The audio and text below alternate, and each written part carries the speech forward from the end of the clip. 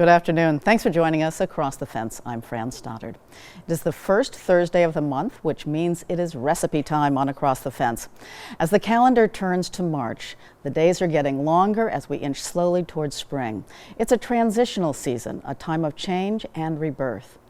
At some point in our own personal lives, we all go through changes, and sometimes those changes require us to modify our diets. For this month, Chef Marco is in his kitchen where he's been working on some recipes for special needs. He also has a special friend to introduce. Here's the chef. Thank you, Fran. Hi, I'm Marco Ayala, and I'm here to share another recipe with all of you. And that is correct, I do have a special guest joining me today, and that is my new assistant, Nico. So let me introduce you all to Nico. Here he is. Nico is a pug that we rescued through Green Mountain Pug, which is an organization that rescues and finds good homes for pugs all over Vermont, New York, and New Hampshire. When we first met Nico, he was dealing with a very severe skin infection, which was the result of food allergies. And that gave me the inspiration for today's show, because a lot of us are dealing with food allergies, and it's not easy to find appropriate recipes sometimes for the specific food allergy that you have. Thank you, Nico. So now let me clean my hands while I tell you that I was looking for recipes that would be good for people with gluten allergies, for people that need diet low in fat. And also I found a great recipe that is gluten-free and is paleo-friendly in case that you're dieting.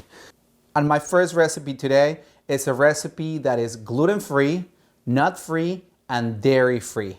And it is a side dish or an appetizer, depending how you want to serve it. And it's called Hawaiian Kielbasa Bake. It's very few ingredients, it's delicious, and it's so easy to put together. So let me tell you how to make it. First, you're gonna chop half a yellow onion. Then you're gonna take 1 pound kielbasa and you're gonna slice it into 1/2-inch pieces. Then in an 8x8 baking dish, you're gonna combine 1 cup pineapple juice, 3 tablespoons soy sauce, 2 tablespoons sweet chili sauce, and 1/2 cup Vermont maple syrup. And as you all know, I love cooking with maple because I think that is one of the best Vermont products, and it really enhances the recipes that you're using in.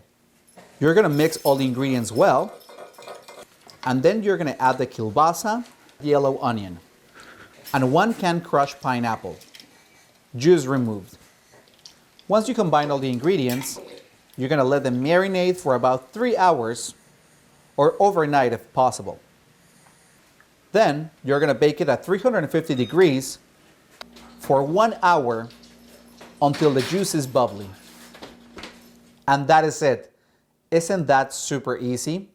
And trust me, this is a recipe that everyone is going to absolutely love because it's sweet, it's salty, and the best part is that it is friendly for those people that have food allergies to nuts, gluten, or dairy. So I think that is a great side dish that I'm really sure that your family is going to really enjoy. So now that we've done our side dish, let's move on to our main meal. And this is a recipe that I got from my friend Tiffany Stiles Kirk. And she tells me that this recipe is great because it's good for your diet, good for your budget, and also is gluten-free and paleo-friendly in case you're doing the paleo diet.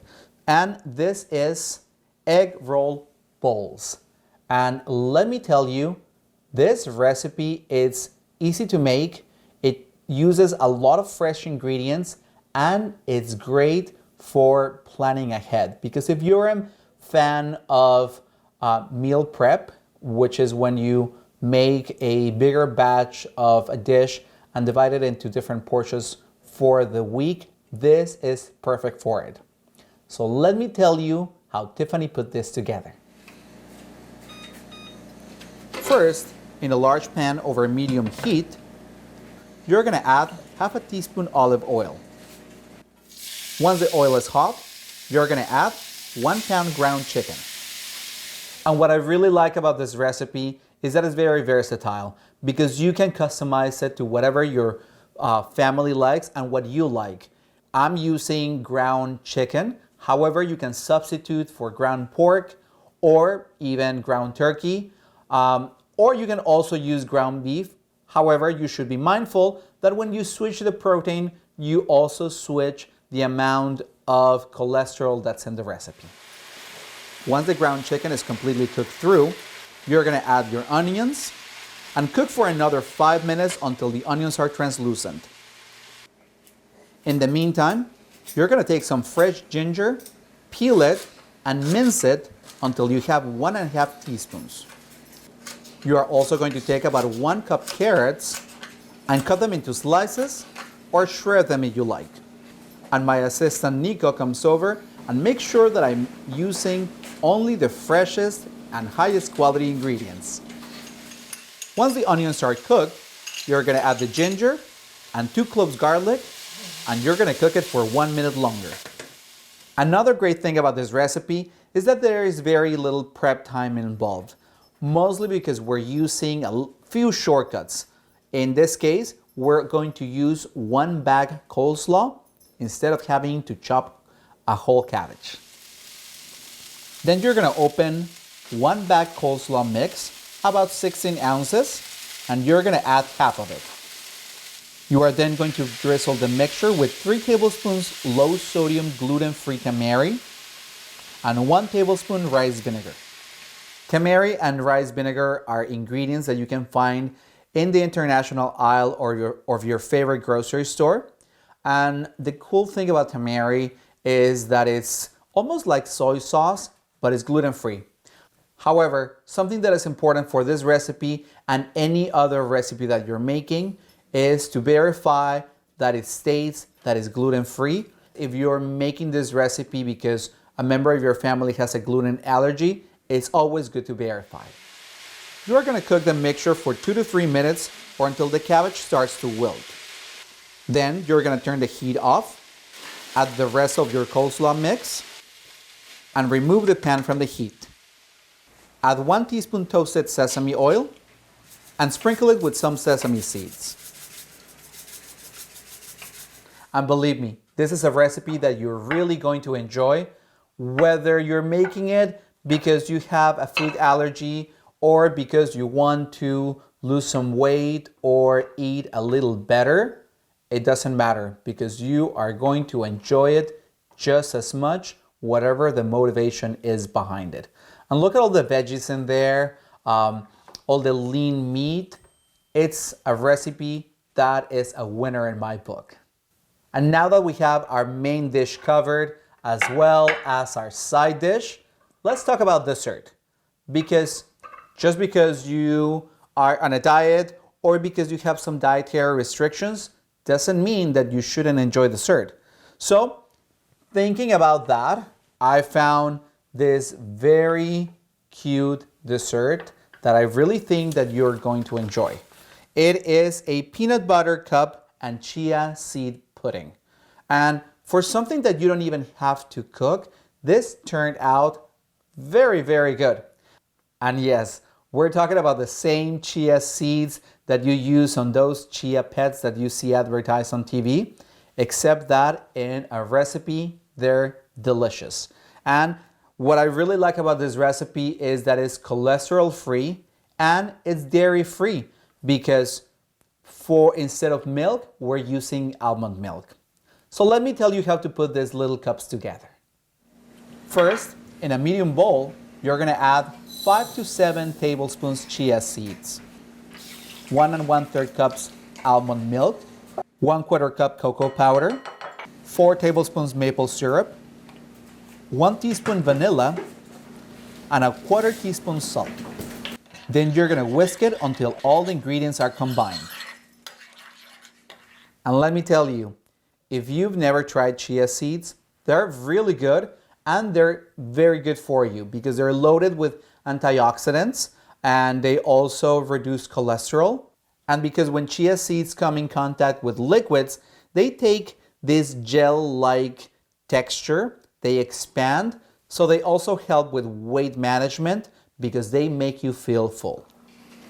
Then, in a small bowl, you're gonna add 2.5 tablespoons chia seeds, 2/3 cup almond milk, 2 tablespoons peanut butter, 1 tablespoon maple syrup, half a teaspoon vanilla, 1/4 teaspoon cinnamon, and 1/8 teaspoon salt. And you're gonna whisk them until all the ingredients are combined. And you're gonna let both mixtures sit overnight for at least 3 hours in the fridge. Then, to arrange, in a small cup, you're gonna add 2 tablespoons chocolate chia seed pudding, 1 big scoop peanut butter chia pudding, and then you're gonna top it with another chocolate layer. And I decided to top it with a few almonds. And this recipe is a good reminder that just because a recipe is good for you and is easy to make, it doesn't compromise the taste. So I really hope you give this dessert a try and make sure to share these recipes with a friend or a family member that has dietary restrictions, or even better yet, make it for them.